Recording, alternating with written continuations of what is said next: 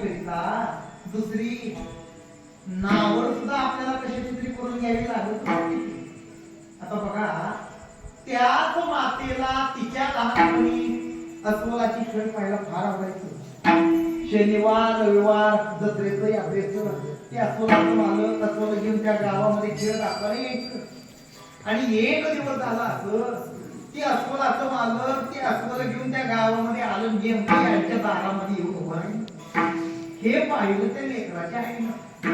तिला असं वाटलं की मला जसं माझ्या लहानपणी हे आवडायचं तसं माझ्या लेकराला सुद्धा हे आवडेल. म्हणून आनंदानं त्या लेकराला घरामधून बाहेर घेऊन आल्या आणि त्या लेकराला ते भलं मोठं अस्वल दाखवलं.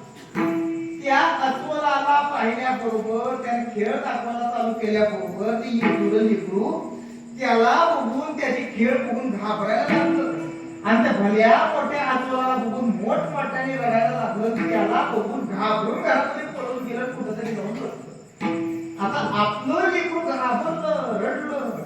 एवढंच पाहिल्याबरोबर त्या मातेनं त्या अस्वलाच्या मालकाच्या हातात 4 पैसे टेकवले आणि त्याला सांगितलं, पहिलं तुझ्या अस्वलाला घेऊन इथून निघ. तुझ्या अस्वलामुळं माझं लेकरू घाबरायला लागलं. आता बघा, त्या मातेला त्या अस्वलाबद्दल आवड असताना नावड निर्माण करून घ्यावी लागली का? तर मुख्य आवडीला बाधा येते म्हणून. त्या कुत्र्याच्या पिल्लाबद्दल आवड असताना आवड निर्माण करून घ्यावी लागली का? तर मुख्य आवडीला बाधा येते म्हणून. म्हणजे मुख्य आवडी करिता गौण आवड आणि नावड ही माणसाला स्वीकारावीच लागत असते. म्हणजे ज्या कालात माणसाला जे आवडतं त्या कालात मुख्य आवड ही भोग आहे आणि भोगा करता म्हणून प्रपंच तुम्हाला आम्हाला आवडतो. आणि या मुख्य आवडी करता भोगा करता नावड असतेच की. कशाची? परमार्थाची. का? तर परमार्थ तुमच्या आमच्या भोगामध्ये बाधा आणतो ना. म्हणून मुख्य आवड भोग, गौण आवड प्रपंच आणि नावड ही परमार्थाची. विषय विषयांचा परिहार गोड परमार्थ लागे, कडू विषय तो गोड जीवाशी झाला. सांगायचं तात्पर्य काय की मुख्य आवडी करिता गौण आवड माणसाला स्वीकारावी लागत असते. म्हणजे तुकोबारायांना हे पंढरपूर आवडतं, मग आता ही पंढरी महाराजांना आवडते तरी कशी? गौण. मुख्य काय आवडतोय? पांडुरंग. पंढरीमध्ये पांडुरंग आहे म्हणून तुकोबारायांना पंढरी आवडते. म्हणजे बाकीच्या सगळ्या गौण आवडी आणि पांडुरंगराय मुख्य आवड असं म्हणता येतं अथवा अशा प्रकारचा एक भाग होतो. परंतु कसं आहे, प्रस्तुत अभंगामध्ये आमच्या तुकोबारायांनी त्यांच्या आवडीच्या 4 गोष्टी या ठिकाणी सांगितल्या. आता पांडुरंगराय मुख्य आवड आणि बाकीच्या गौण आवडी असं जर म्हणायचं झालं तर त्यांची त्यांच्या प्रत्येक आवडीच्या विषयाबद्दलची आवड ही त्यांची सारखीच प्रकारची दिसते. आणि महत्वाचं म्हणजे त्यांचा प्रत्येक आवडीचा विषय दुसऱ्या आवडीच्या वस्तू सोबत एकरूप झालेला. जसं एखाद्याला पुरी भाजी खायला आवडते, मिसळ पाव खायला आवडतो, इडली सांबर खायला आवडतं.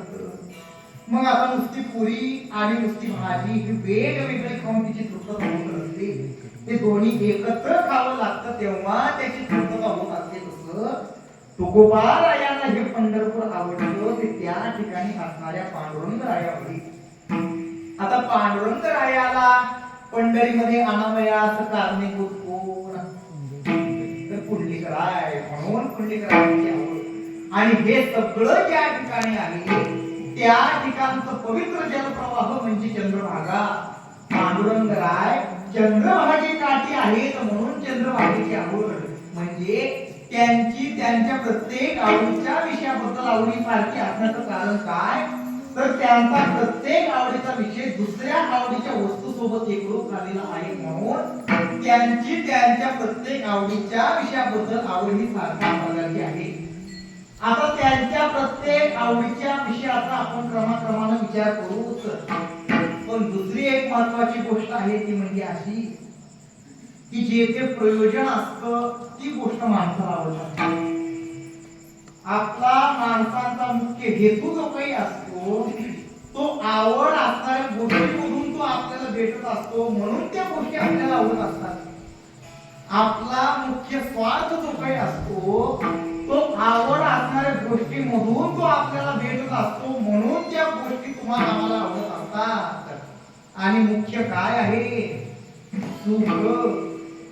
तुम्ही कोणत्याही पदार्थाचा, कोणत्या विषयाचा, कोणत्या घटकाचा त्याचाही अभ्यास करा, कुठल्याही दिशेनं जा, कुठल्याही मार्गाने या, ते शेवटी एकाच ठिकाणी येऊन थांबतो. कुठं? सुखाजवळ. बायको का, पैसा का, मुलगा का, हे सगळं भोगासाठी जरी आवडत असलं तर या भोगामधून साध्य होणारा तुमचा आमचा हेतू काय आहे? सुख. अहो हजारो नद्या जरी असल्या तरी शेवटी त्या समुद्राला जातात ना.